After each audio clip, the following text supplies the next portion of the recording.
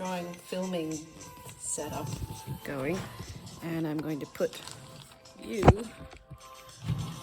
right here, I guess. This is a new process for me, folks.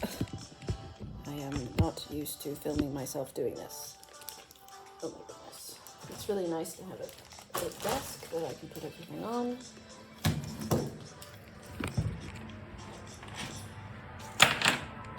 There's that. So you can kind of watch me drawing while I film. This is funny, isn't it? Anyway.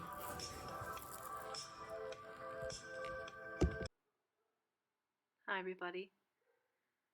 So as I said, this is me filming myself drawing for the very first time. It was quite a task to set everything up, but I was determined today to film the entire length of my drawing process. I started with the shadow people sketch, and I told myself that by the end of the evening I was going to have it all painted, and that's what I did.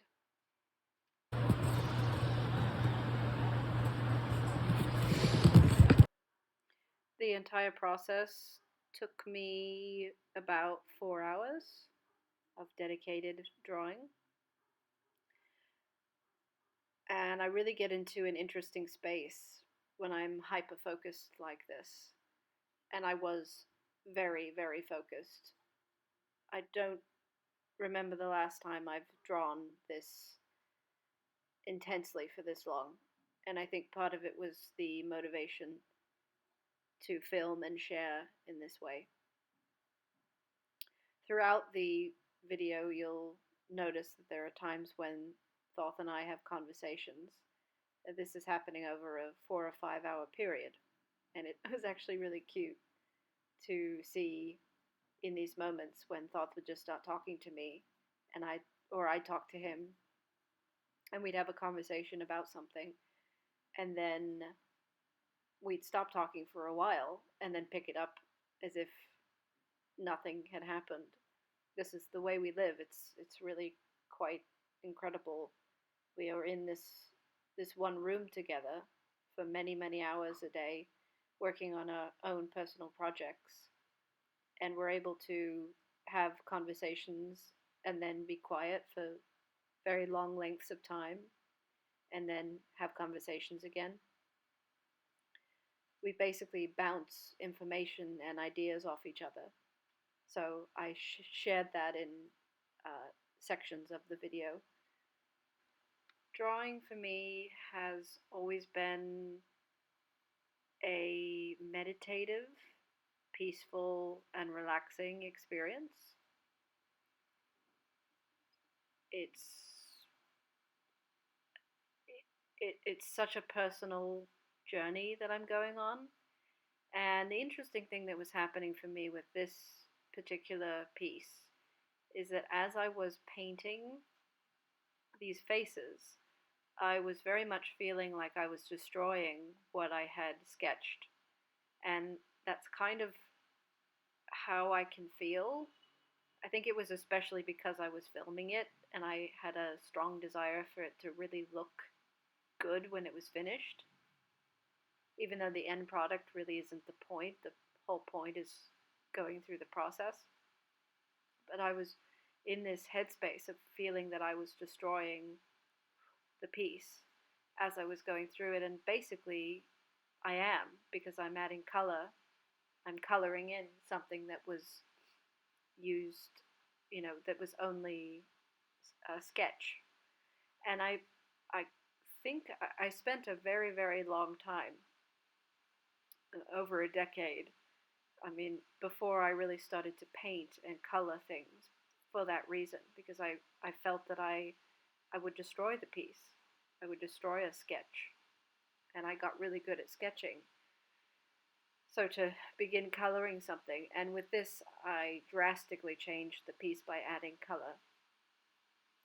But it helped me over time to begin trusting the lines and the shadows that I had already laid down.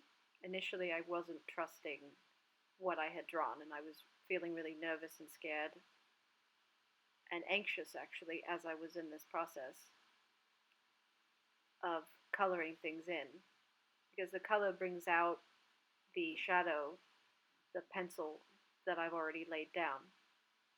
But it helped me over time. I got more and more relaxed as we kept going with this process. You see, as you see, like my hand is up like that because I'm kind of feeling anxious during this process. It's, I mean, also the fact that there's a camera on me and I am not used to having a camera on me, and that little, my camera phone is balanced on a glass to document the process up close. I definitely have a lot of confidence with my style, but I tend to struggle with trusting that it's going to turn out well.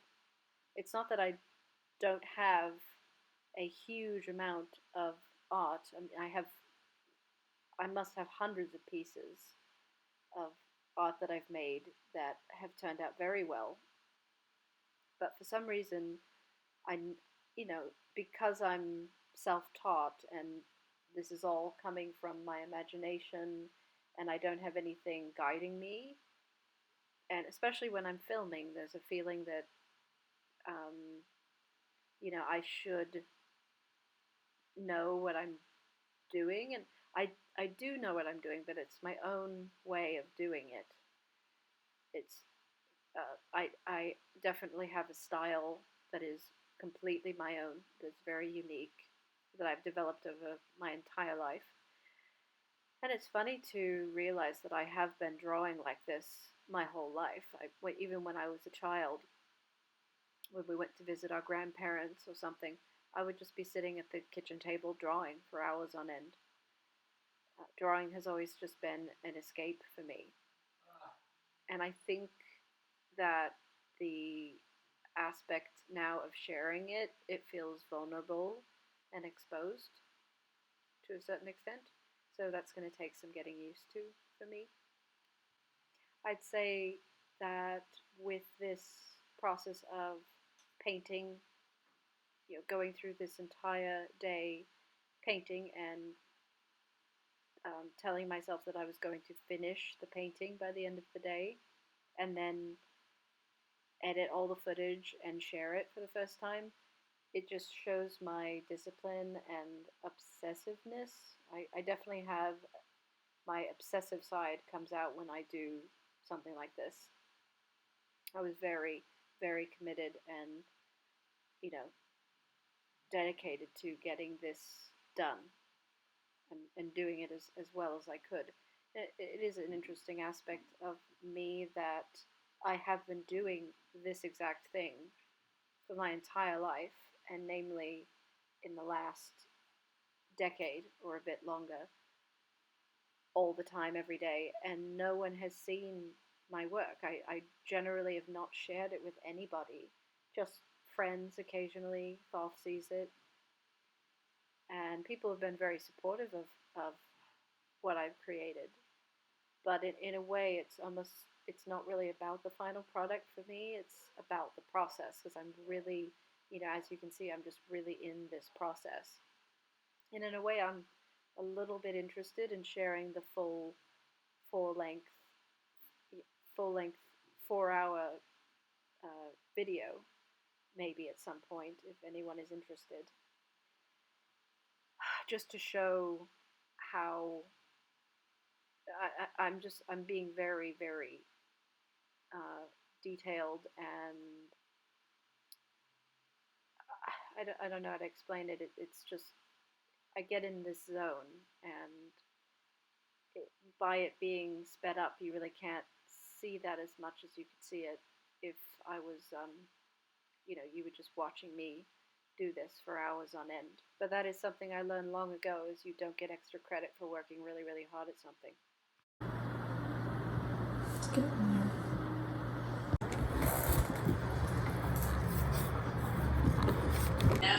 That's the whole thing. I still think at some point chiropractic would be I would love to talk to her because I know that she's special. She had, as Felicia makes the cannabis, so she makes one also. And in fact, I would like to use one right now. And so, and it's very good.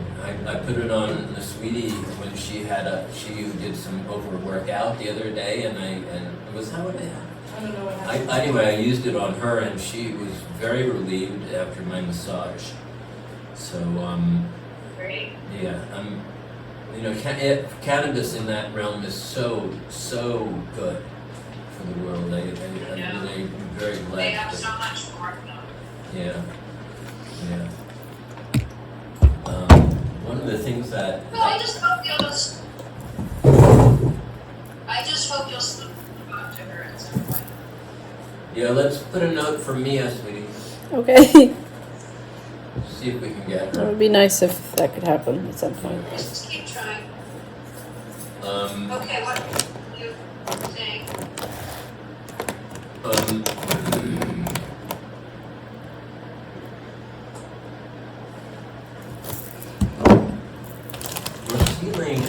We're feeling, both of us are feeling extremely disliked in the world.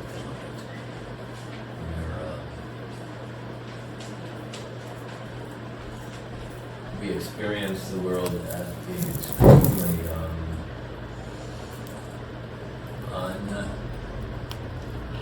unperceptive to us. And so our tactic for handling that is to really not care and not deal with it, just to really just play to each other and really enjoy that experience. However, it was really sensitive to censure and you did that wrong or you didn't do this wrong, so that just came up. But what's happening? You can't play there. No. No, people are fine. They just stare it up and go away. The Mexican people show a quality that I'm not quite, I can't put my finger on, or they're kind of aloof. They're aloof and passive. What does it say? It's not like they get upset with us or they start throwing things at us or stuff. It's just they're passively aloof. Let's call it. And it's interesting. Is that everywhere? Is that everywhere? It seems like it's everywhere. It seems like it's everywhere. I'm not talking about tourists or who they are. It's almost like they're so used to people playing music for money that they feel that they put up a wall. Knowing that there's music there and thus money will be demanded, so they just kind of separate it up in an interesting way, which we all do when we see a beggar come and we don't want to give them money. We kind of shut them out. I'm practicing these days not shutting out anybody and looking in everybody's eyes with a compassionate smile and goodwill, as I don't have any money. And that's part of my thing. I don't have money, so I can't give you money, but I give you my very odd smile and my strange energy and hope you the best. Yeah. But yesterday we were playing at the gazebo, and that's where we play here in Mexico. There are gazebos every city we go, in parks. Where are you right now? In Tulum. You are in Tulum, you know. Good. During the life, I'm sorry, John. During the life celebration, we were in a very strange ocean from, which is what made it so complicated as we were moved from Playa del Carmen to and it was a complicated thing that happened. Missing dates, etc., confusion. So it was a difficult thing, and I'm very glad that I even got on and was able to arrive into that experience, which I enjoyed. I liked it very much, and I'm very happy for. I'm very proud of my sister. Yeah, it was good. Yeah. But here we're just dealing with this thing of feeling quite, I guess it would be betrayal and dislike and all sorts of things. But from who, babe? In general. But is it a negative feeling? In general, I'm talking about people back in the Bay Area to people all through time, through New York. Remembering time, we're actually at a very highly sensitive thing. I am. In New York, we would be in the middle of playing, and then the afterbats would start up with the boombox, and everybody who was watching and seemed to find it beautiful, then just left, and nobody would be there. And so that shows both distraction as well as a lack of presence. They're just looking for some unusual show or something, something unusual, and then there's something else. Let's go over there. And so that feels like a betrayal, and that just is a constant refrain, that kind of thing. But here, what is happening is just no attention, really. The people are local, and we are only playing for locals. The place we're playing is the local area. Everybody who's there is Mexican. They're think of tipping or and that's not necessarily what I'm talking to. And it's just they're very passively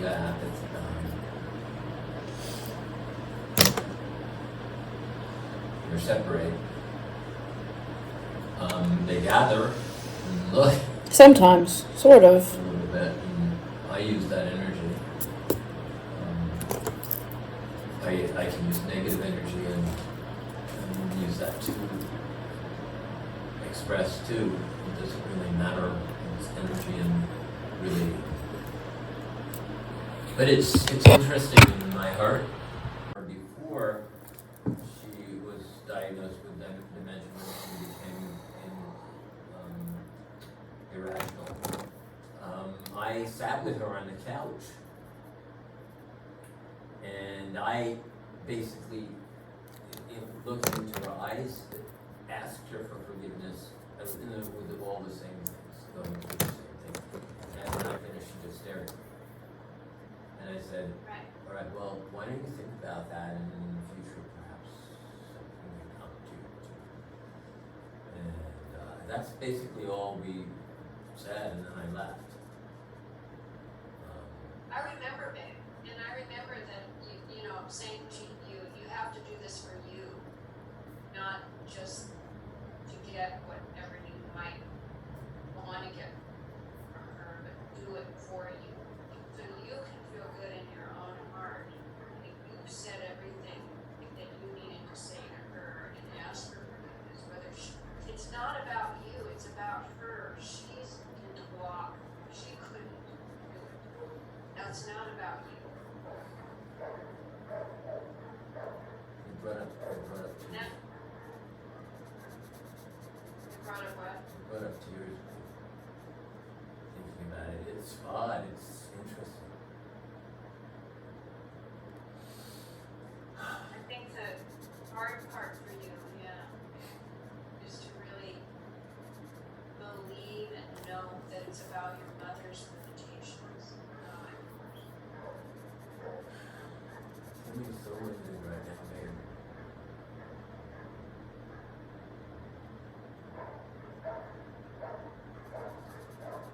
there are regrets for not being there at the life celebration. There are people that I'll never get to see again. I saw them on it.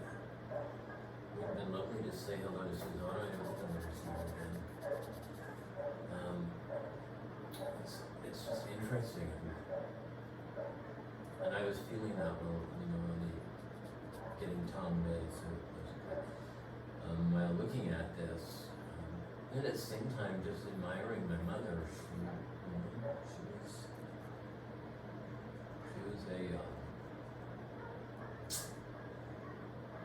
a pioneer, yes, but she was extremely selfish. Like, she was a most selfish person. Being an only child, being just bullied by racism, she learned how to turn it around, and she did. And she could bully her white friends with racism in a second. She could turn it on them. If they got an upper hand in a discussion, they're down with this because of guilt, using that guilt thing and undermining them with their guilt feelings. And of course, if they're friends with her, there's a guilt thing there. Ariel was quite extraordinary to me the other day. She, well, it wasn't the other day. It was like several months ago. She had read a book by Richard Powers. You know this guy, right? Richard Powers. Robert Powers. I'm sure you know who I'm talking about. And it was about being a black opera singer and trying to come up into the ranks and become a superstar of singing, and what these people went through at that time. And it had opened her eyes to a certain aspect of racism, and so we were all conversing, and all of a sudden she got on her knees and she apologized to me.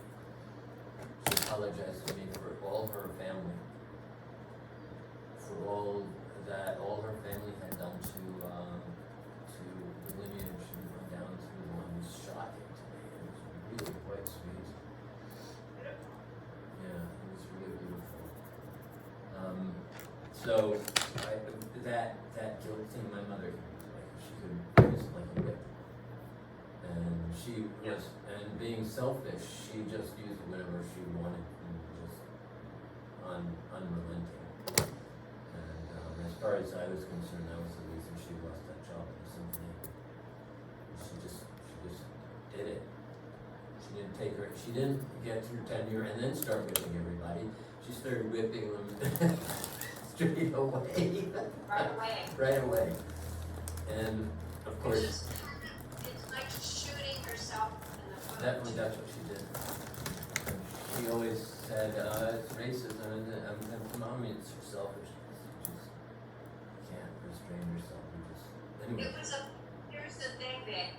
It's for your mom. It was a mix. That it was just complex. Yeah, it was complex. It was her own stuff, and it was racism. Yeah. You know. Same with you. It's her own stuff, and she put it on you in these certain ways that you just absorbed and taken in. Yeah. So all of that's part of you too. Because that's what, our moms and dads model everything, and you feel all of it, you just absorb it like a sponge when you're a kid. And she wasn't nice to you in a lot of ways, babe. She didn't support you. Because you didn't do it the way she wanted you. Yeah.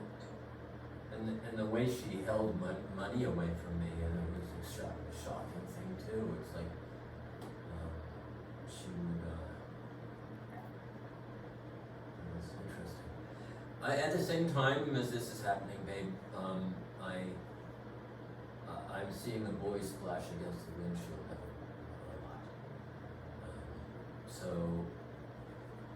my parents are in my head right now. And my father,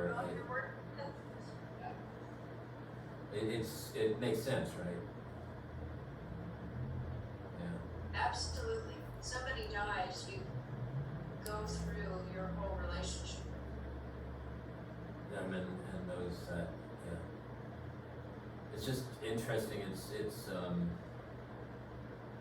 I've started a short story about the experience, and I had put it away, and I opened it again last night to read it. And it's interesting.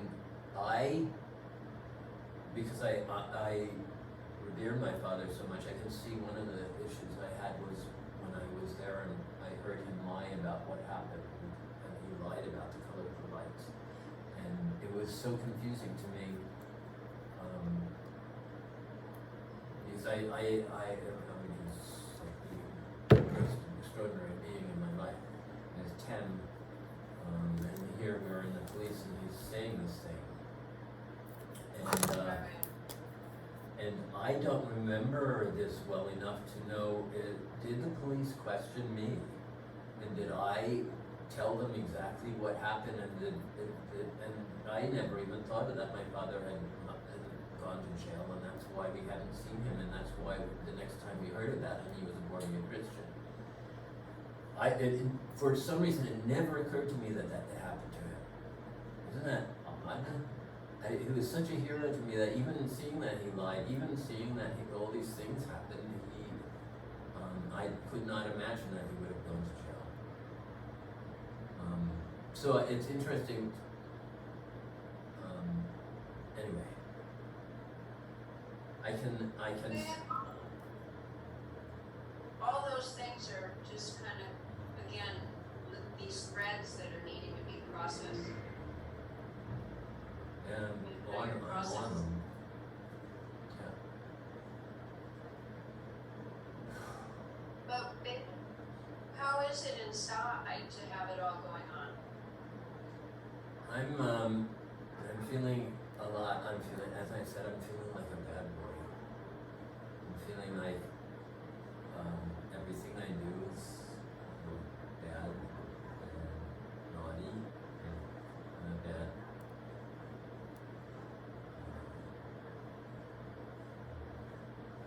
Just really bad. Like I'm a bad person. Do you think, but do you think that's coming from some kind of old way that you maybe think your mom was judging you? Yeah. Or is it something? Yeah, I Yeah. do. I do. I do, because it's come up with strong. And we also got and which I haven't read because I can't. I'm showing a bit of street. We got a derogatory email for our art in our YouTube channel. So it's like all these things are coming up. From where, babe? YouTube. It's just a comment. Some idiot is writing to us, but in the sense of state, it's really the things come in like a feisty little. I'm very feisty in my opinions. Babe, one of the things that I want you to try not to do is to believe all of these things. It's like your superego, the critical part of you, believes that now you're a bad person. And, it's certainly whatever you might regret or feel bad about, fine, right? That's fine. But you're not a bad person. And if you take that on, then you're just going to be kind of miserable and upset. And so you've got to watch that, because you're taking on stuff because of, it's like your superego is projecting onto other people, and they think you're bad, and you're thinking you're bad, and it's just like a double whammy. You're not a bad person, you never have been. No, Bunny, you're the sweetest. You didn't do things the way that, most people do, that are, just kind of common, ordinary, everything. That's not a bad person. But if you take it on, then you're taking on your mom's judgments, you know, like however you might take that on, and you're projecting that on other people, like they all think you're bad. I really doubt it. I don't think your sisters think you're bad.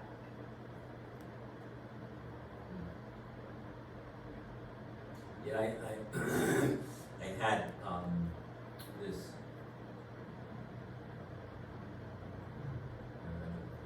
call it as a thought, but a visiony thought of people just bad mouthing me at this light thing, and it was an odd thing, and so. But again, I think that you judging yourself for something and then Yeah, projecting for not it on going. others. They're not going, but also then that comment about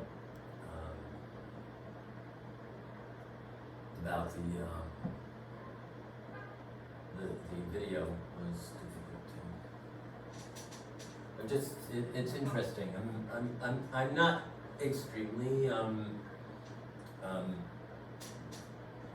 folding under this thing. I'm just speaking about it as something that I felt earlier. I'm not actually feeling bad right now. I'm feeling actually quite.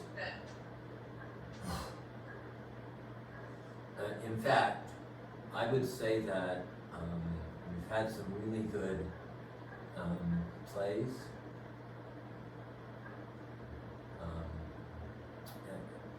In spite of the fact that we don't have, it doesn't seem like we have contact with anybody, and that's really hard. Very, I mean, we are having some really, and our music's changing, it's becoming, we're allowing ourselves, after hearing some big, rather surprising criticism of our music, we're just kind of ignoring everybody and just doing what we enjoy, which is these long, moody, almost ambient pieces that are full of just almost like somebody's meditating on the floor and they're getting all this huge epic story. So Yeah, I think that's important for you. For one of the things that I think would be great if you can work through around your mom's death is to work through that thing where you care about what other people are judging you about or saying about you. And that you just keep doing what's true for you without, with a good heart and a good intention. And not worrying about, oh, people aren't listening to me, they're not making contact, they're not, like, do it for your own expression and your own love of what you're doing. That's my nice. feeling. If that can break, not needing the other people to respond and see you in a certain way, that would be a huge, I think it would be a huge release. My only concern is that you're going to get lost in this bad thing, and you don't have to. You don't have to get lost in it. You can feel it and let yourself feel whatever you feel about regrets you have about whatever your life is that you're feeling bad about. But again, it's not who you are and you're for. And you have to see that you're just kind of working through some kind of, the judgments of others that are impacting you. And you judge yourself. Yeah. So it's both your self-judging and then projecting it out that others are judging. Because there's some kind of negative feedback. People do judge. They've been judging forever. You've dealt with it for your whole life. Yeah, It's not like, yeah, I dealt with it before ego opening, seeing it, and it was something I took years to break through. I would almost say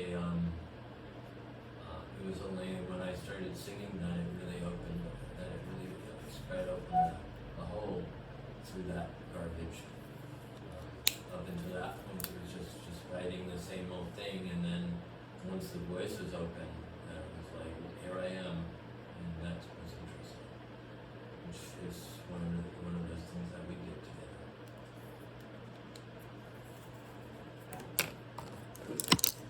So yeah, I just need to talk that through, I think.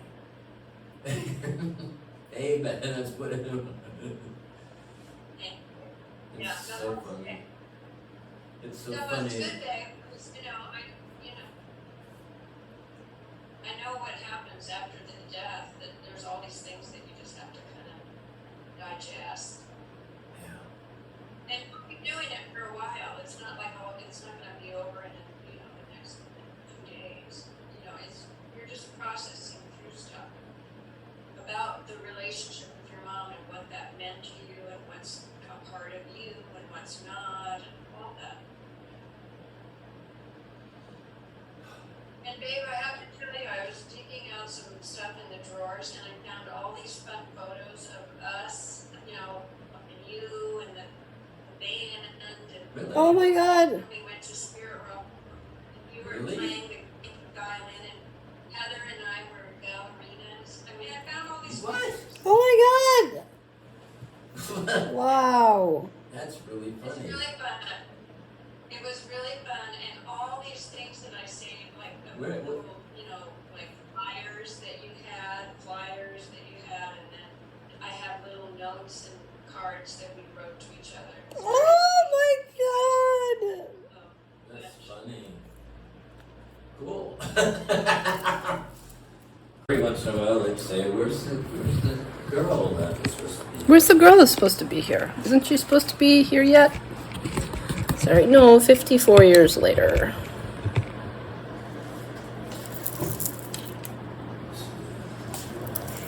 Isn't that strange though? It's like I didn't show up until 54 years. Like at least 20 years after you started doing this thing. It's just fucking weird.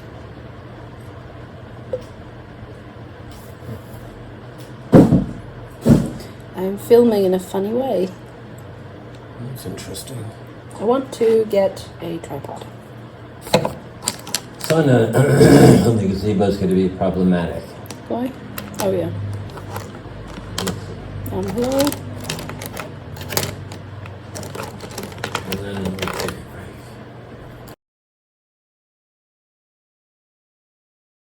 Yeah, it's interesting to realize that when I was doing the band, I actually wasn't yet fully developed as the expressive being that I am now. Not even sort of. I still was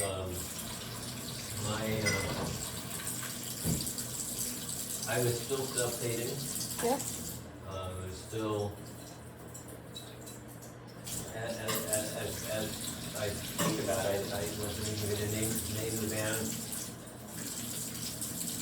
Should have been Thoth and the blah blah blah, but I didn't do that because of that thing. Yeah, instead you called yourself Stefan and called the band Thoth. It's very strange about that little clip of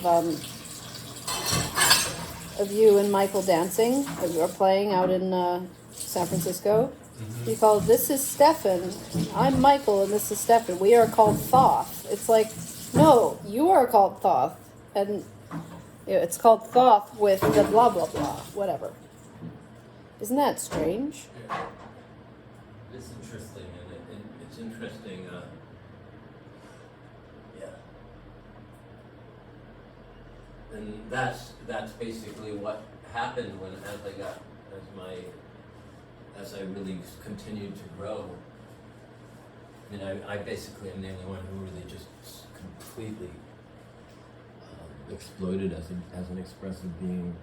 Everybody else kind of stayed where they were. And you see that through seeing Michael. Yeah. Seeing him again is that he's not done anything with his life. And when we did try to collaborate for a bit, we couldn't. Well, he's trying to do this dance thing. I think you've said that he acts so crazy when he's dancing.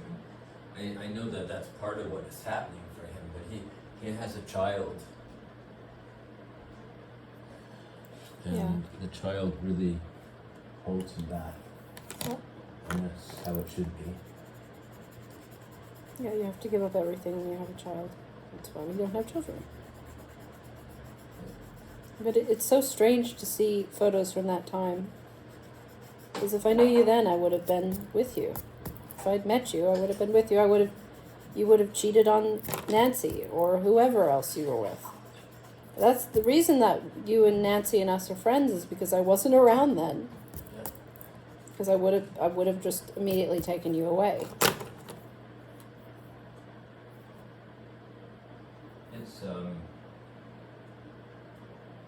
I am going. Should I? Isn't that funny though, actually? Because if I had been around then and you and Nancy were together, you would have cheated on Nancy with me.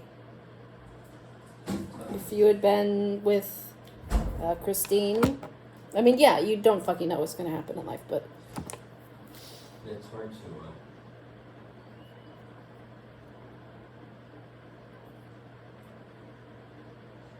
at my arm massage.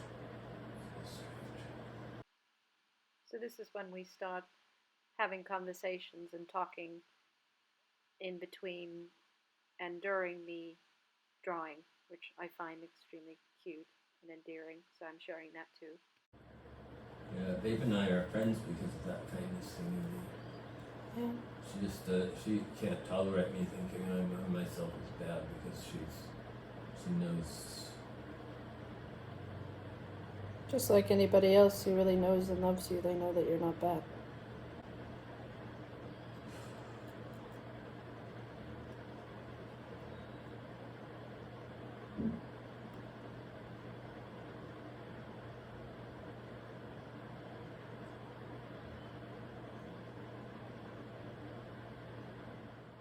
I think this not only shows our special, sweet relationship.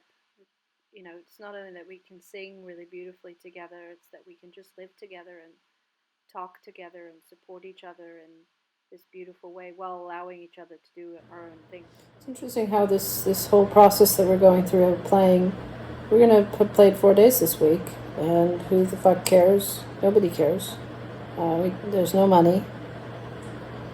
There's basically almost no... When did we start? Was it Thursday? Thursday. And yet it's totally satisfying and feels good to have done.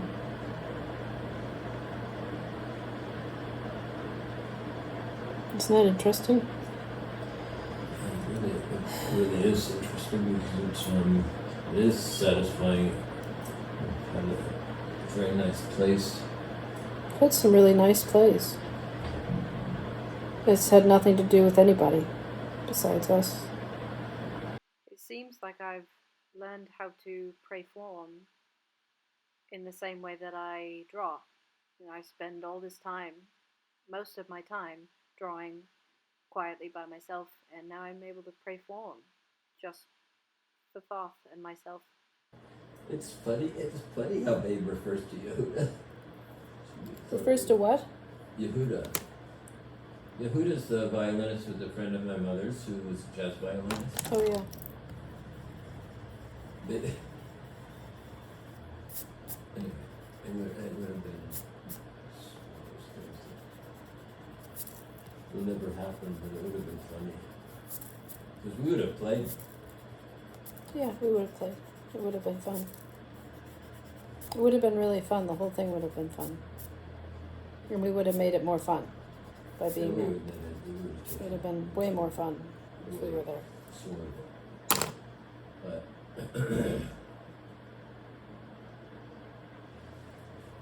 But it wasn't meant to be. It's an interesting thing to see something like that and know that it's like see two different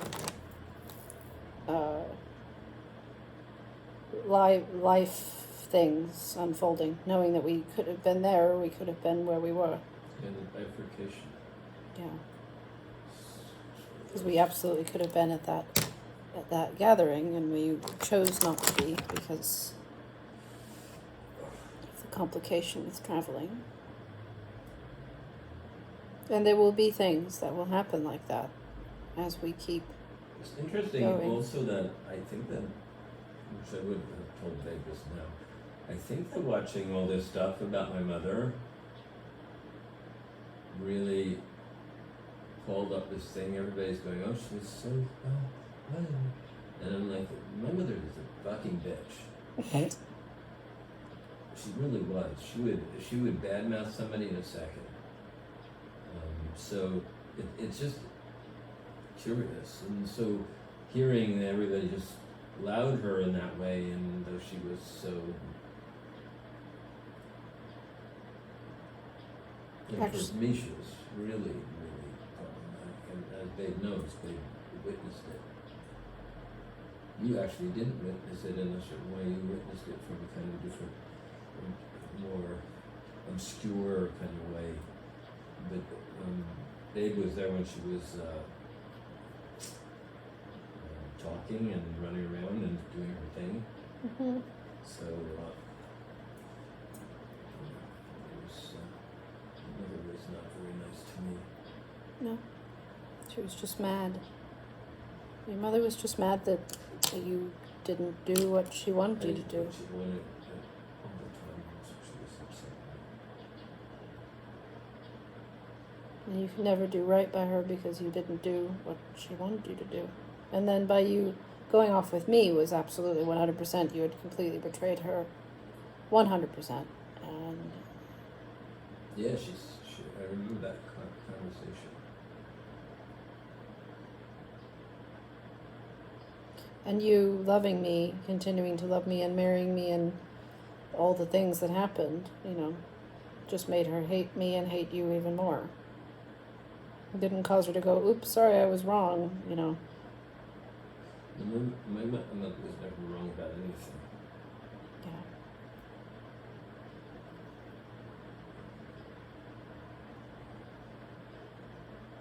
This balm is really nice. Yeah. Really good for muscles.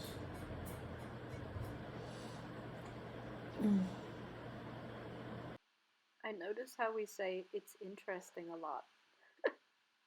It's interesting when I think of the four of us, that foursome. Michael and I were the what we did before they came on was what it was. Yeah. And then Kunga caused the mess and Boris caused the mess. Having them join, yeah, we had got a basis, yeah, we got a artist, but both of them just brought them such a mess. So strange. We're just conveying curious ideas to each other all the time. Well, just thinking about what would have happened if I were in full voice. Really, just that. Let alone have you there. We bounce things off each other. It's very strange. It's alternate timelines.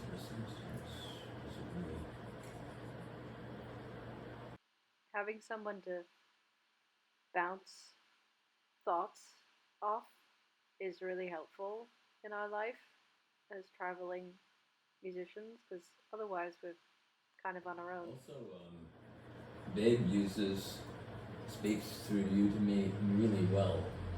She has not backed down from my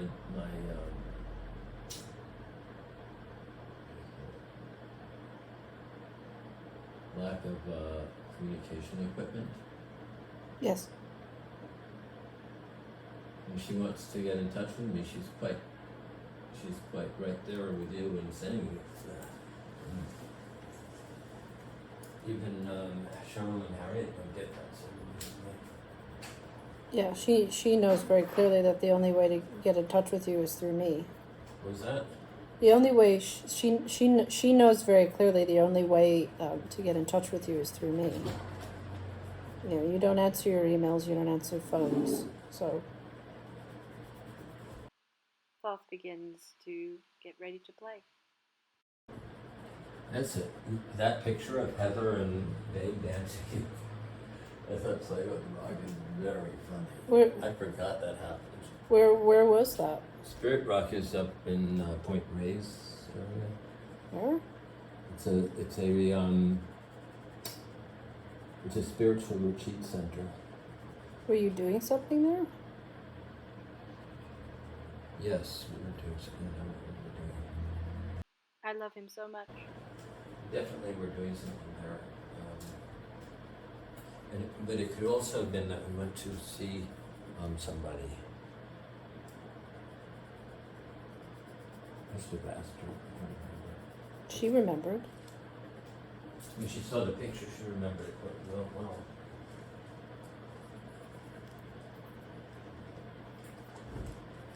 That's a funny thing. Babe has she has all this stuff buried in her. It's a joke. Buried in her what do you call it? Her file cabinet. Yep. It's just by accident that she went in there. So we're all just like digging in the past because of my mother's death. Yep. It's so strange because it's happened. You know, I went through that with my mother in the last year, and now you're going through that in a different way. Yeah. That's funny. But Maybe you're not in it. I can't imagine that I am, but Sometimes, before a performance, I will spend this time doing makeup, but right now I'm obsessively drawing. that picture of me makes it look like I had flesh on me. Flesh? Like I was very muscly. You were. You are. It was. Performance is good for me for that reason. It helps get me out of the house. That fellow seems very nice. Mm-hmm. What did he say to you? He says hello. I find that it's really good for both of us to have a balance between our own solitary practices and going out and singing full voice.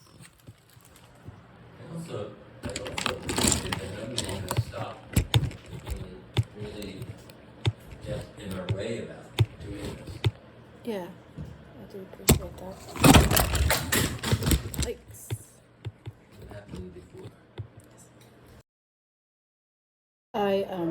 I find that with the process of giving this a colorful thing is I just have to trust the shadows that I've created. Yeah. If I just need to trust them. If I trust them, but it's the line of the pencil is very subtle. Yeah. There's me talking about this feeling that I had that was leaving me as I was talking about it. Yeah, I find that the more I trust the shape that I've already made, better.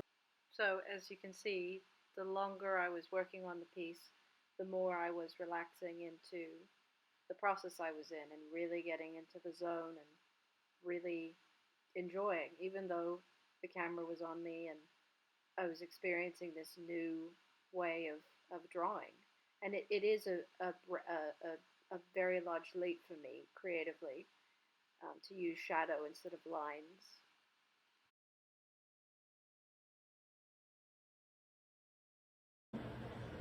One of the things that interests me about myself in relation to my own work is that I always catch myself with a deeper level of how much I want people to love us. Yeah. Each time I get deeper and deeper into how deep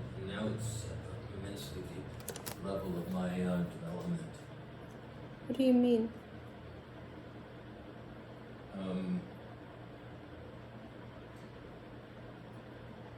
Well, one of the loss of my mother's forgiveness. Hmm.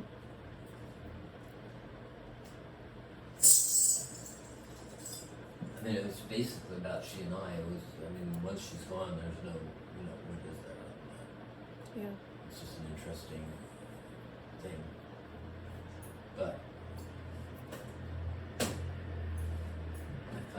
find it.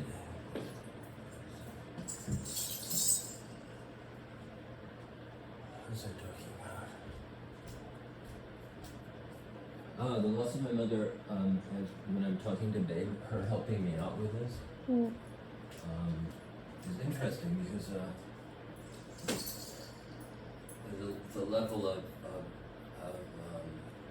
injury that my mother did with this thing is so long. Like, with your mother, it's the same thing.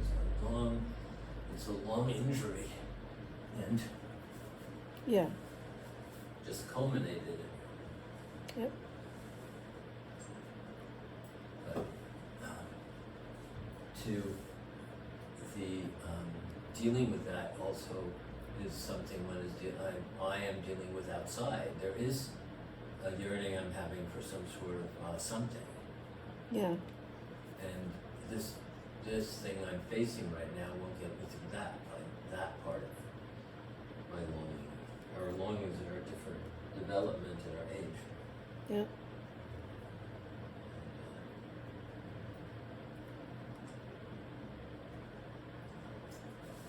Pretty interesting. It's very interesting. It's very interesting to see and acknowledge that that is happening. Because it's a vulnerable thing to say, I really would like people to love what we do. Because I don't care anymore. I've given up on, but that comes from like a deeper, there is a pain in me of having not been accepted and having come to the conclusion it's a that, similar thing. well, fuck everybody. There is a rebellious kind of, well, fuck you attitude. Because, we've not, from our families, namely, we've not received the kind of love and support that we really deserved. It's curious. Remember when I was railing at the ceiling when we were in Playa? I was just realizing that if my family had actually helped me, like really stood in my corner and said, we love this.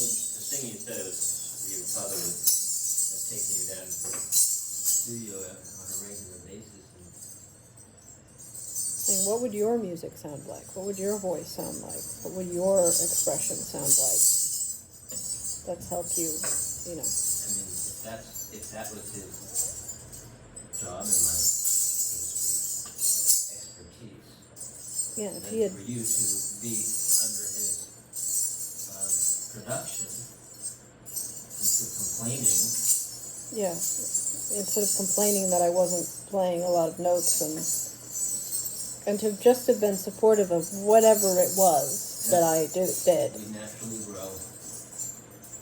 Not trying to control or make it be any specific way, just accept what it was that I wanted to do. But the reason I never created music of my own is because growing up I had the feeling that music had to be incredibly complex, that there was no such thing as really simple music. Or that simple music is less important. That it's not really music and it's not really good. And that went over into my adulthood. And my father never acknowledged that what I was doing was actually beautiful music. And even to this day, in the last 6 months, he proceeded to rip apart what we were doing by saying it's not that complicated. It's not really very good. His whole sense of music is located in this particular jazz thing. Very particular thing. that we don't have anything to do with. And the rock and roll he just did for himself, for a, I guess he was imitating to make money. It's interesting. My mother too, same thing. Classical period. Yeah. She likes calypso. Yeah, it's interesting, and in actuality, now that I think about it, that's all I've been thinking about these last few days with family. 'Cause I actually don't care a lot about whether they care about a relationship. Yeah. But I've been thinking about it a lot more these last few days. A lot more. Yeah.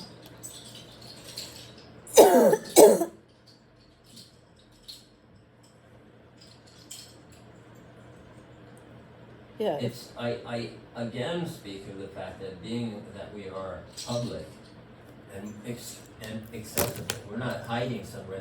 Nobody needs tickets to hang out with us. No. Nobody has. Nobody does. They don't. We're right there. People can, if they want to get to know us, they can hang out and we have a nice picnic and everybody Why hasn't that happened? It has I've been happened. thinking about that a lot. It has happened sometimes. But sometimes over the last decade, you know. Harriet's the one who created that. If it wasn't for her, it wouldn't happen.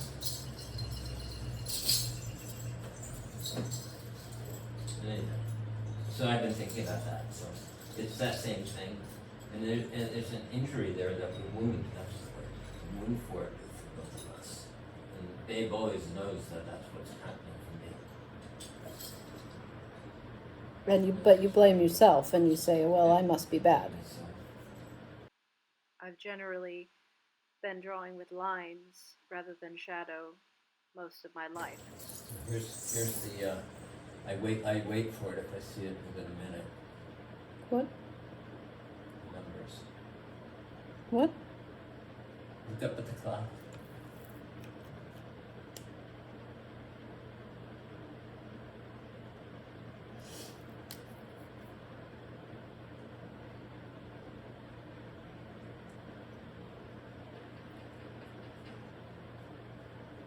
There she is.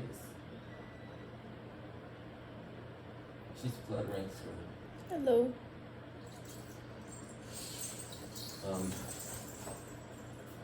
That's one of those things actually that is really all about one's own hologram. Yeah. It's kind of an interesting truth that is not true. If you don't believe in it, it doesn't happen. But if you do, then it's exactly what it is. It's kind of funny. We saw it all the time when we were really struggling in Manhattan last time. So this is all very new for me to work with shapes and shadow instead of lines. It's almost done. All day long. All day long. My desk is so messy when I draw. Here's my sweetie. Yeah, you need to do the pen because you already had a warning, and actually you didn't have a warning; it just happened. No, I didn't have a warning. You It did just. have warnings. That was lost. So this is just after performance. I swear I'm so motivated to get this motherfucker finished. I just wanted to get it finished. I couldn't stop. He's a strange. Especially when he's high.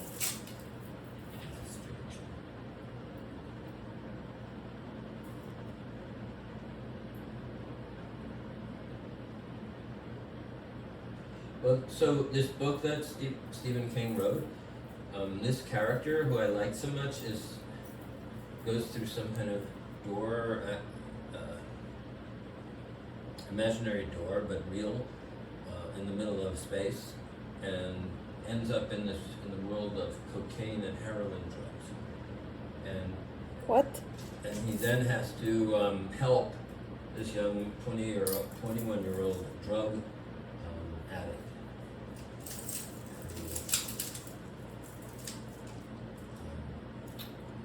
get him some antibiotics to deal with the lobster that bit him and ate his fingers off. What? Is this the Tower series? Yeah, it's really irritating. I can't even tell you. I'm so irritated by this story. Why do you keep reading stories when they irritate you? But I'm interested now in this in this strangeness of this tale, this thing that is going on. It's very strange. I'm also interested in how much of this world Stephen King seems to know, because it's a cocaine, heroin smuggling ring. I really have not a shot of interest in this type of world. Yet the way it's happening is kind of like, why are you writing this story? Are you going to deliver me with this story and make me feel all right about a lobster eating off this guy's fingers? Really, I can't. I absolutely have no idea how he's going to rationalize this beginning of this part. It's so irritating. Bunny spends a lot of his time reading. The thing I like the most,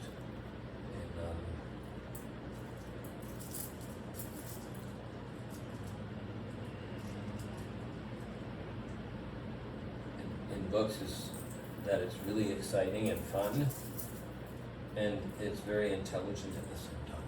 Mm-hmm. I like this. And when it fails on some place, it really frustrates me. Dickens is like that, right? Dickens is one of those. He may have been the first author to show people how that was done. Mm-hmm.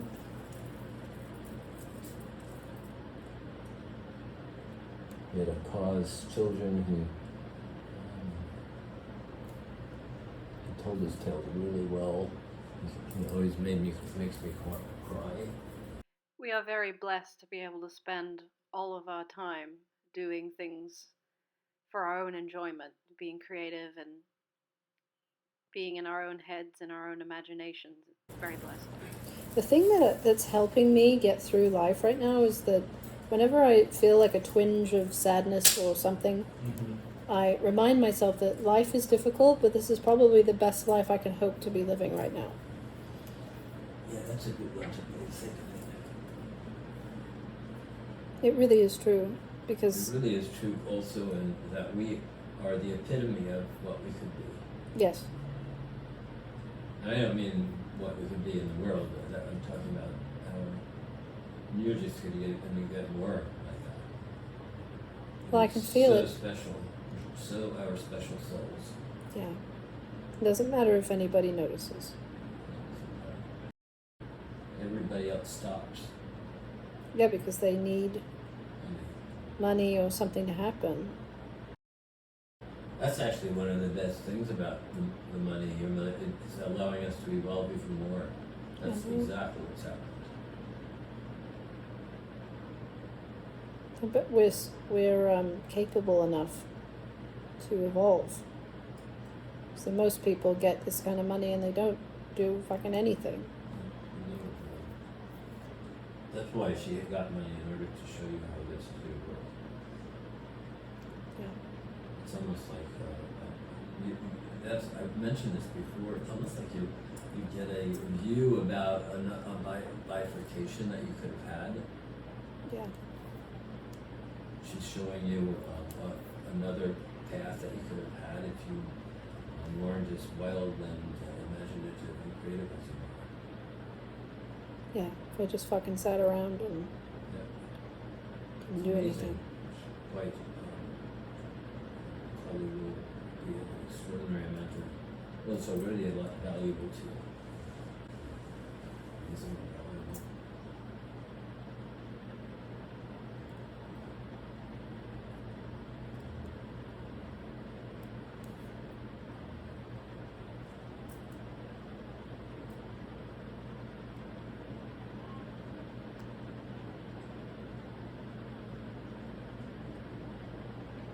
Yeah, the fact that I don't need to do anything and yet I do stuff.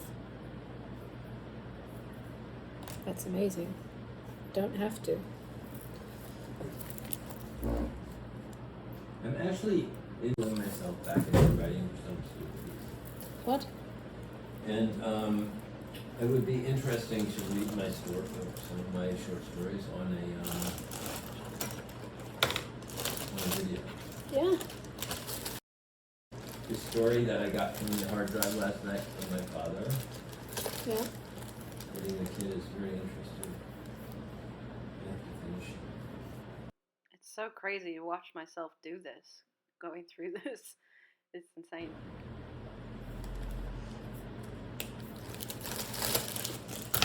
You know, Hold on. There's something else interesting about my drawing process is that the reason I've not shared the work that I create is because I really don't feel like I'm at the level that I want to be at. And my vision with drawing and creating images is that I want to be able to draw anything that I see in my imagination, draw these crazy alien landscapes that I see in my head, and draw all these strange alien beings and creatures that don't exist. And I still can't do all the things I want to be able to do creatively. But I guess that's just part of, the creative process, is that you never really get to the point that you want to get to creatively. You're always striving and working towards that goal. I envision myself drawing, uh, just fabulously wonderful, colorful worlds that I see in my head. And these little faces are basically how I imagine myself to be, the alternate versions of me, of course. Just like how you dream, and when you dream, everything you see is yourself. When I draw, everything I draw is me. It's just alternate versions of me, and this one is just multiple characters and facets of myself, which I only just realized by watching myself do it. So, but it's just a long, long process. It'll take my entire life to get to where I want to get to, and I may never get there by then either. I think the whole point of that is that life and art and music, it's all process. It's not about the end. There's no end goal with life or art or anything really. There's just the process that you're going through, and in the end you have some things to show, and here's this thing. um, that is an interesting aspect of my art as opposed to performances. Is I do have documentation of the experience of performing, because I also obsessively document that process, and I am now sharing it religiously every day, like I've been doing for many, many, many, many years. But with art, I have, books upon books of paintings that I've made, and something that's something I don't like so much about traveling, is that I would like to be able to paint larger pieces or create costumes and things. So, but I have to keep things very minimal and small.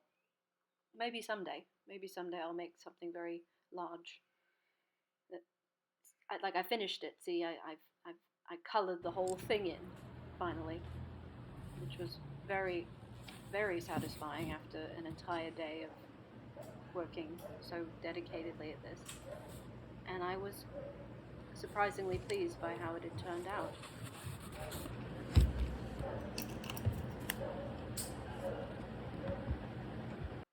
So here I am after dinner in the evening, going in and adding a detail to each piece. And something else that you might find interesting is the colors that I choose. I don't really know how I choose which colors to use. There's definitely a vision in my mind of I see a certain face or a certain aspect of a piece that I'm working on, and I can see almost shimmers of the colors that want to be on the page, and then I search for them. And with this technique, I'm working a little bit. I was working a little bit differently, in which I would color in a certain things to a certain degree, and then I would add water over the top and make it a bit more misty and magical. And then once I'm in this process, I'm adding finer details and different colors, mixing other colors. That this is actually the most satisfying aspect of art making for me, is when I'm really getting into the detail part of the work. The initial the initial sketching is, very difficult and tedious, and this is just very fun and magical and visionary for me. Here I go with painting the background. I had an idea initially that I I wasn't sure how it was going to turn out, but I had an idea that it would be a very colorful background.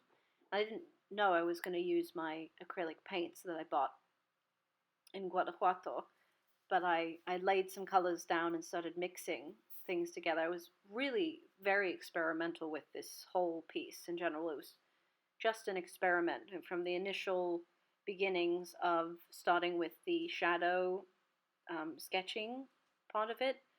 I've never drawn like that before, so that was a journey for me. And going into coloring in those shadows and creating shadows with color was an interesting um, experience for me.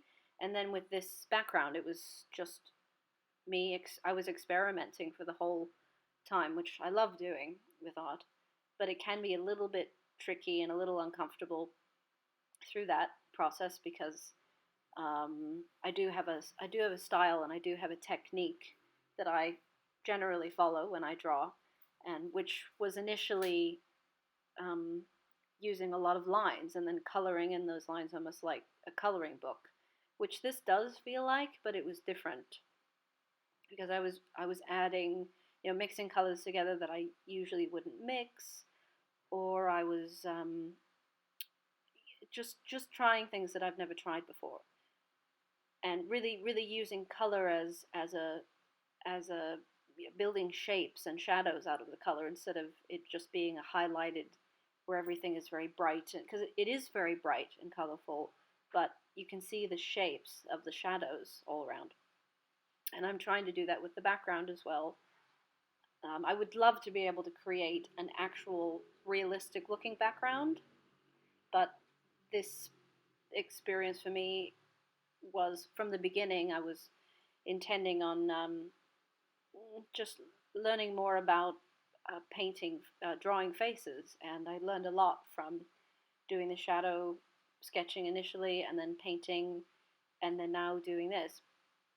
And this is another part of the art process that I really love, because it just, I'm very free to experiment and try new things. And initially I was trying not to paint any of the faces themselves with the acrylic paint, and I think I accidentally smudged something. I'm very obsessive about it being just so when I draw, but as you can see now, I'm starting to just finger paint, and I'm finger painting actually over the faces themselves and adding little drips and drops here and there, which I that's just what happened, and it ended up being so fun and so satisfying to do. And this was very close to midnight. Thoth had passed out in bed, and I was just in the zone. Like I said, just really committed to getting it finished, and I was really amazed that I had gotten the whole thing finished. So this was an amazing experience for me from the beginning. I never knew it was going to turn out like this. I never do. I wish I had documented the process, filmed the process of me in the sketch phase, because that was an amazing experience for me of really learning how to use shadow. And I want to thank my friend Wim from Puerto Vallarta, who's an amazing artist. He really helped inspire me to start using shadow. Thoth has been talking to me about shadow for a really, really long time, but I never understood it. And so this was just a breakthrough piece for me, that I really feel like I got into learning a new way of painting and drawing that I think I will carry into my future pieces. I always have a piece that is like a transformational piece, or a piece in which I leap forward creatively, and this was one of them. And I'm so glad that I was able to share this process with you. There I am. I am just adding the final touches, and I'm so tired and worn out, and I'm looking at it and I can't believe that it has turned out this way. But it's pretty amazing. And there it is. There it is. I fucking did it.